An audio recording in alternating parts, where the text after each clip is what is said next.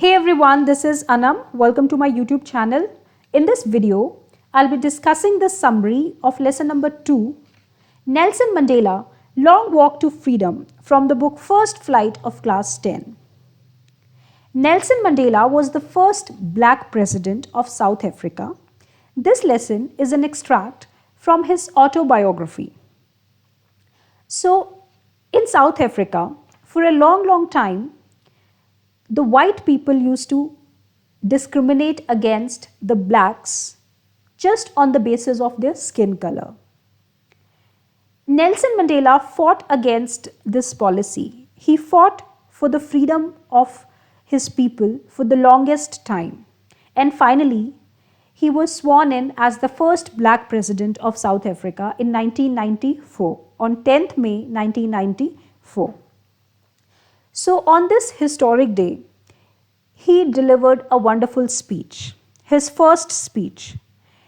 In his speech, he shared a few of his bitter experiences during his struggle against this policy of apartheid. Apartheid means racial discrimination, discrimination on the basis of skin color.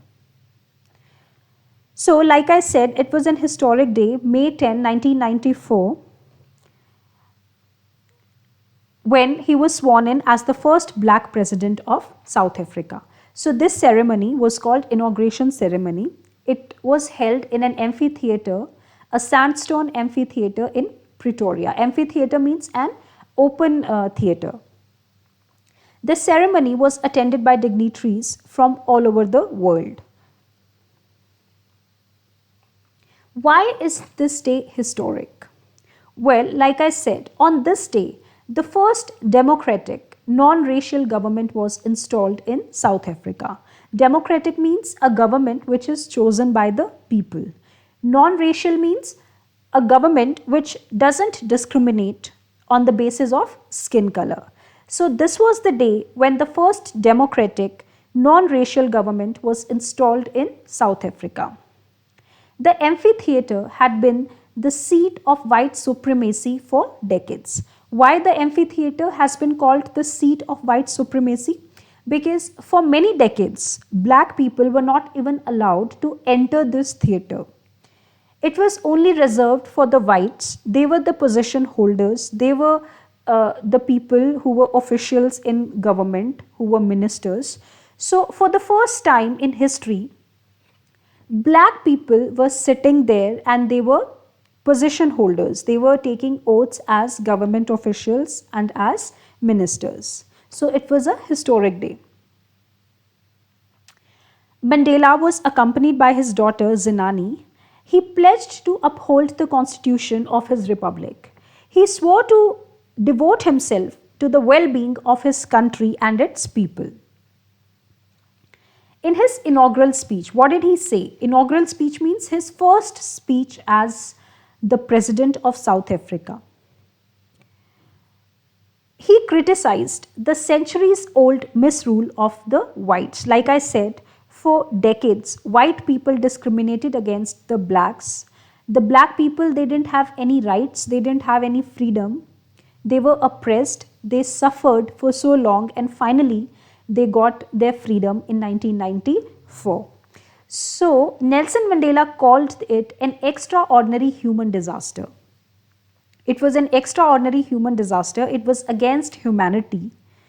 So, finally, it came to an end. He promised to bring up a society of which all humanity would be proud. From now on, nobody would be discriminated against on the basis of his color, caste, or creed. Everyone would be equal by law.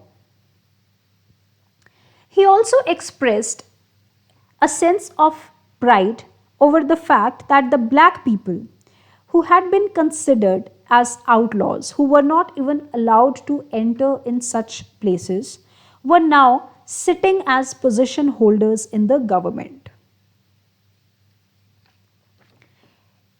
He also expressed his gratitude to all the dignitaries for having participated in this common victory for justice, peace, and human dignity. So, this lesson is all about his speech. Everything that we are discussing was spoken by Nelson Mandela in his first speech when he was appointed as the President of South Africa. So, he called it a common victory for justice, peace, and human dignity. So, it wasn't only the victory of black people, it was victory of humanity, it was victory for peace and justice. He also said that they had achieved political emancipation. Emancipation means freedom. Earlier, they were not free, they didn't have any political rights. For example, they didn't have the right to vote. Now, they were politically free, they were socially free. Now, they would be free from all kinds of discriminations, sufferings, and poverty. An impressive display of South African jets, aeroplanes, helicopters, and troops added to the spectrum of the inauguration ceremony. So many celebrations happened, and everything was so beautiful. In his speech, he also pointed out the shift in the attitude of military generals towards him. When the military generals saluted him, Mandela pointed out the change in their attitude, the shift in their attitude.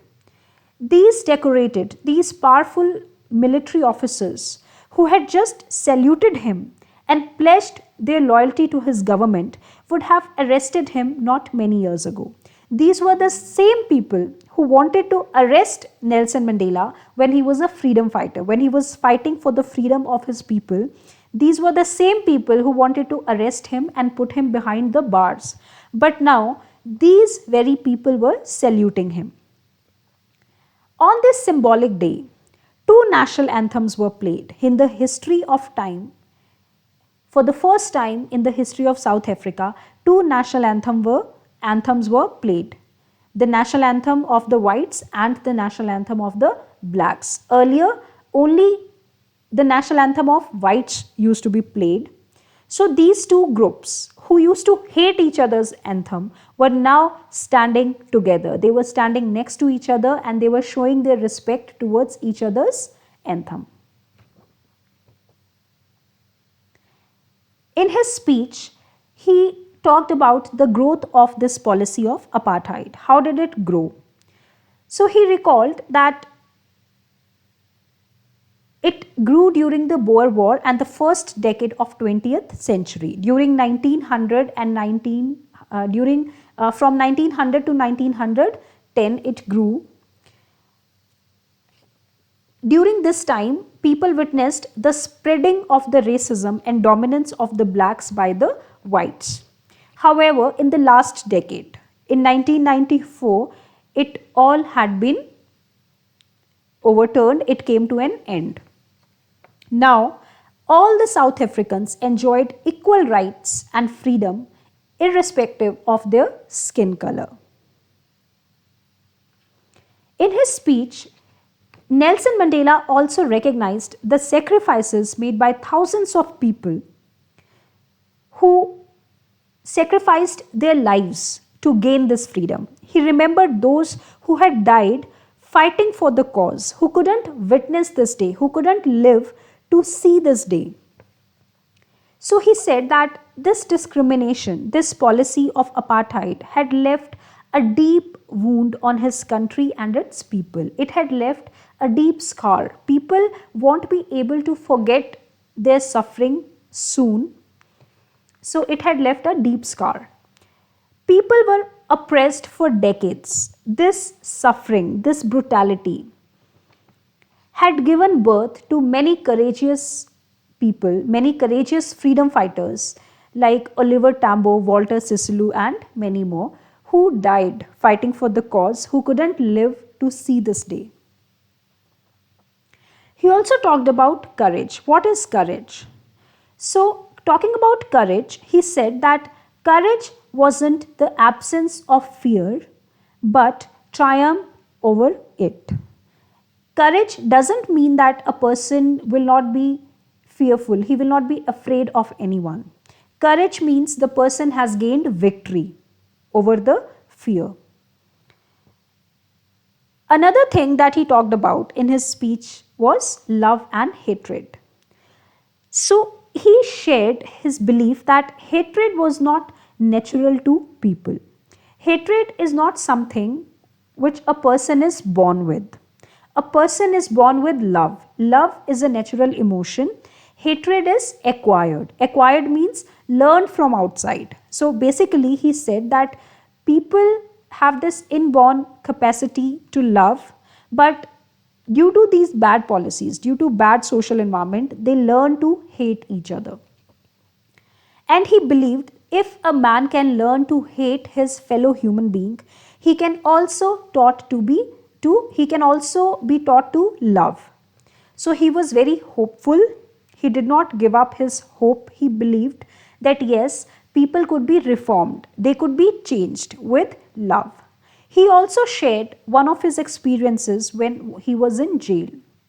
When he was in jail as a freedom fighter, so he shared one of his experiences about one of the guards. He said that one of the guards was very kind to him and he could see a glimmer of humanity in him. Glimmer means a shine, a light, a hope of humanity. So this kept his faith in goodness. This kept his faith in humanity. He believed that a man's goodness is a flame which can never be extinguished. After that, he also talked about twin obligations. Obligations means duties. He said each and every person has twin obligations, two kind of duties. First is his obligation to his family and friends. Second is his obligation to his country and community. So every person should fulfill these duties towards his family and friends as well as to his country and community. But unfortunately, black people were not allowed to perform these obligations. They were not allowed to perform these duties towards their family and their community. If they tried to perform their duty towards their community, if they tried to fight for their freedom, they were punished. They were punished brutally. It was considered a crime by the authorities. Such people who were freedom fighters, they were punished severely and they were put behind the bars. They were kept in jails. So this was what had happened to him as well. This is what had happened to Nelson Mandela when he was fighting for his freedom. He was imprisoned. He also talked about the concept of freedom. What is freedom? What does it truly mean? So he told that when he was a child, he believed he was free. He lived with his parents and he believed that he was free. He was free to do anything that he liked. But when he grew up, he realized that this boyhood freedom was an illusion. It was superficial. It did not exist in reality. When he went to Johannesburg, he saw that people were not free. People like him, black people, they were not free. They were discriminated against on the basis of their skin color. They could not enjoy simple rights. This was the time when he started to yearn for true freedom. He believed that every person has the right to live freely, every person has the right to live with dignity. Everyone should be granted the freedom to achieve his potential and to live with honor. So he decided to fight for the rights of his people whose basic freedom had been curtailed. So at this stage, when he realized that he wasn't free, people like him, black people were not free, he joined the African National Congress and his long struggle for freedom began. This struggle, his desire to see his people leading a free, dignified life, changed him as a person. How? Like I said, courage is not absence of fear, right? So he was also a timid man. He was also a fearful man. But when he started his struggle, when he was fighting for his freedom, it changed him as a person. It changed him from a timid, shy man to a bold man. It changed him from a law abiding attorney to a criminal. Of course, he wasn't a criminal, but he was treated as a criminal by the authorities, by the people, by the government officials, because, like I said, they wanted to oppress the black people. So according to them, he was a criminal. So it changed him. This struggle changed him altogether. He was isolated, he was imprisoned. It wasn't an easy journey for him. It took him several decades to finally gain this freedom, to finally get the freedom that he wanted. In the end, he says that he considers both the oppressor and the oppressed to be prisoners. How? The oppressed is a prisoner because he undergoes physical torture, he undergoes mental torture, but the oppressor is also not free. He is also a prisoner. He is a prisoner of his own hatred. So, according to him, both the oppressor and the oppressed are prisoners because both of them are robbed of their humanity. So, in this lesson, we learn that courage helps ordinary people to do extraordinary things. Right? So, I hope you have understood the lesson. If you like the video, then please subscribe to my channel and hit the bell icon. Thank you.